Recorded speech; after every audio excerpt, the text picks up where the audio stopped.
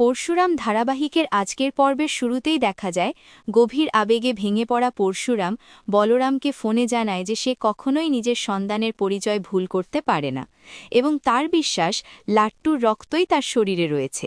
ঠিক তখনই লহরী ম্যাম এসে পরশুরামের কাঁধে হাত রাখলে সে ফোন কেটে দিয়ে ক্লায়েন্টের সাথে কথা বলছিল বলে বিষয়টি এড়িয়ে যায়। কিন্তু পরমুহূর্তেই সে নিজের অসহায়ত্ব প্রকাশ করে বলে যে সে মানুষের জীবন বাঁচানোর কাজ করলেও নিজের সন্তানকে রক্ষা করতে পারেনি। এই কথা বলতে বলতেই শক্ত অফিসার পরশুরাম কান্নায় ভেঙে পড়ে এবং লহরী ম্যাম নির্বাক হয়ে সেই দৃশ্য দেখেন। অন্যদিকে স্পেশাল ব্রাঞ্চে সত্যজিৎ মুখার্জির কাছে বলরামের বয়ান নেওয়া হয় এবং বস কড়া ভাষায় জানিয়ে দেন যে অপরাধের প্রবণতা বাড়ার ফলেই আজ এই ভয়ঙ্কর পরিস্থিতি তৈরি হয়েছে। তিনি প্রশ্ন তোলেন, বিজিত লাহিড়ী যে আন্তর্জাতিক অপরাধী তা জেনেও কেন তার সঙ্গে মেয়ের বিয়ে দেওয়া হয়েছিল। এই সময় আরাধ্যা প্রতিবাদ করে বলে, সাহায্য চাইতে আসা মানুষকে এভাবে অপমান করা ঠিক নয়।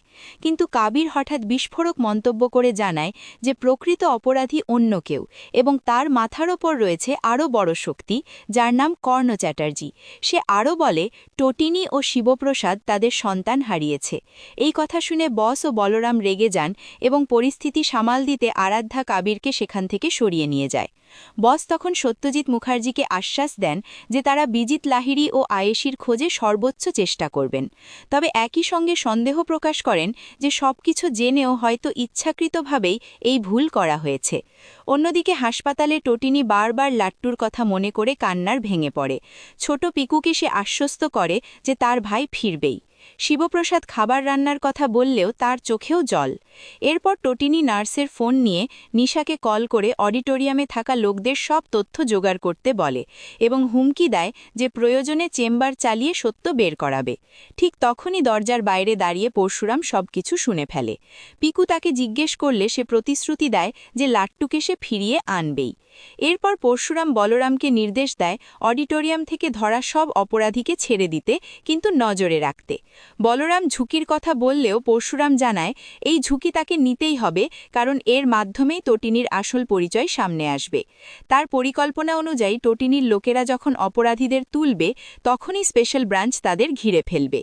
এই সিদ্ধান্তে সৌরভ আপত্তি জানালেও বস স্পষ্ট বলেন যে পরশুরামের তীক্ষ্ণ বুদ্ধির ওপর তার পূর্ণ আস্থা রয়েছে এবং বলরামকে নির্দেশ দেন পরিকল্পনা অনুযায়ী কাজ করতে। এরপর অপরাধীদের ছেড়ে দেওয়া হয় এবং তারা সিএনজি করে পালানোর চেষ্টা করে। সেই গাড়ি ফলো করে পরশুরাম, বলরাম ও তাদের টিম। হঠাৎ টটিনীর টিম এসে গাড়ি আটকে দেয় এবং নিশা প্রকাশ অপরাধীদের তুলে নিয়ে পালিয়ে যায়। পরশুরাম বসকে জানায় যে একদল শিকারীর সামনে আরেক দল শিকারী এসে শিকার নিয়ে গেছে এবং এখানেই আসল খেলা শুরু হবে। ঠিক তখনই টটিনীর ফোন আসে। সে লাট্টুর খবর জানতে চায় এবং হাসপাতালে দ্রুত আসতে বলে। পরশুরাম আশ্বাস দিয়ে কল কেটে দেয়। অন্যদিকে টটিনী মনে মনে ভাবে স্পেশাল ব্রাঞ্চ পারুক বা না পারুক, সে নিজেই লাট্টুকে ফিরিয়ে আনবে। আগামী পর্বে দেখা যাবে টটিনী নিশাকে নির্দেশ দেবে রাতেই অপারেশন করার এবং হুইলচেয়ারে বসেই সাদা চাদর গায়ে হাসপাতাল ছাড়ার প্রস্তুতি নেবে। যদিও ডাক্তার বাধা দিলেও সে সব ম্যানেজ করে নেবে। আর এই সব কিছুর ওপর নজর রাখবে পরশুরাম। তাহলে কি এবার টটিনীর আসল পরিচয় সামনে আসবে? লাট্টুকে কি ফিরিয়ে আনতে পারবে পরশুরাম? এই সব প্রশ্নের উত্তর জানতে পরবর্তী পর্ব পর্যন্ত আমাদের সঙ্গেই থাকুন।